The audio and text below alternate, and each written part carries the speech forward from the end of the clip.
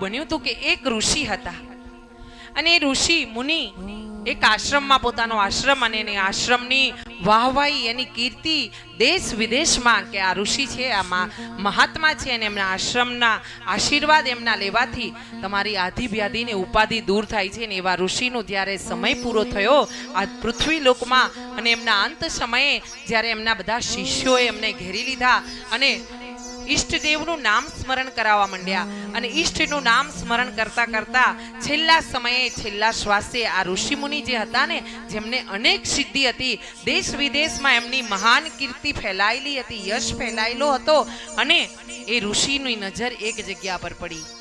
દૂર એક બોરડીનું ઝાડ હતું. સાંભળજો, દર્શન કરજો.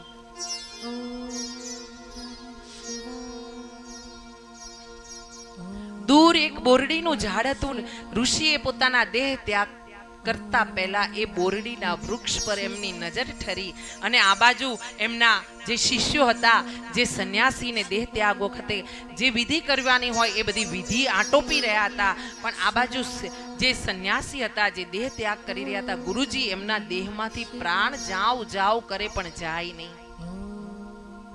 છેલ્લે જ્યારે શિષ્યોએ વિધિ આટોપી અને મુનિની આંખોને બંધ કરી, ઋષિની આંખોને બંધ કરી દેહ ત્યાગ થયા પછી પેલા શિષ્યોમાંથી એક બહુ બુદ્ધિશાળી શિષ્ય હતો, એણે વિચાર કર્યો કે ગુરુજી તો આટલા સિદ્ધ હતા, એમની સિદ્ધિઓ સ્થાપિત કરી હતી, પોતે કેટલું બધું મેળવ્યું હતું, એમની કીર્તિ તો દેશ વિદેશમાં હતી, છતાં પણ આ દેહ ત્યાગ કરતી વખતે આપણા ગુરુજીને કેમ તકલીફ પડી અને છેલ્લે એમની નજર આ બોરડી પર કેમ?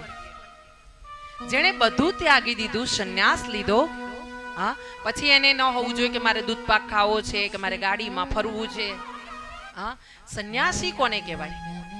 साधु भूखा भाव का, धन का भूखा नहीं, जो धन का भूखा है वो तो साधु नहीं. जे पैसा ने पकड़े ने, जे के અહીંયા દક્ષિણા મૂકો એટલે ગયા.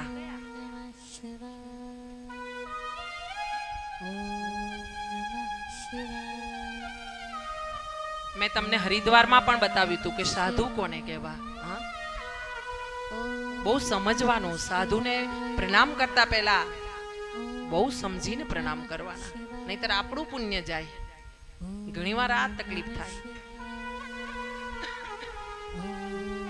બન્યું એવું કે પેલા શિષ્યએ જોયું કે છેલ્લે ગુરુજીની નજર આ બોરડી પર હતી. જઈને બોરડી પર એમણે જોયું તો એક મોટું બોર, અને બોર એમણે તોડ્યું કે ગુરુજીની નજર આના પર હતી. એ બોરને તોડ્યું ને જ્યાં તોડીને એના બે ભાગ કર્યા ને, શિષ્યની આંખમાંથી પાણી વહેવા માંડ્યું, અશ્રુની ધારા વહી. અહો અહો, આટલું બધું પામ્યા પછી પણ મારા ગુરુજીનું મન આ બોરમાં રહી ગયું. શિષ્યને ખબર એ પડી કે શિવ જે પોતાના ગુરુજી હતા ને, એમણે દેહ ત્યાગ કર્યો તો, પણ ત્યાગ કર્યા પછી એમનો જીવ એ બોર ખાવામાં રહી ગયો તો છેલ્લા સમયે, અને એટલે એમણે એમાં કીડો બનીને વાસ કર્યો તો. બોરમાં એક કીડો હતો અને એ ગુરુજી હતા. બોર ખાવા માટે, એક બોર ખાવા માટે. એટલે સંસારની બધી જ વસ્તુઓ એવી છે કે જે આપણાને મોહિત કરશે. ચુંબક છે આ બધું, ચુંબક. પણ તમે લોખંડ છો કે સોનું છો કે હીરા છો, એ તમારે નક્કી કરવાનું છે તમારા કર્મોથી.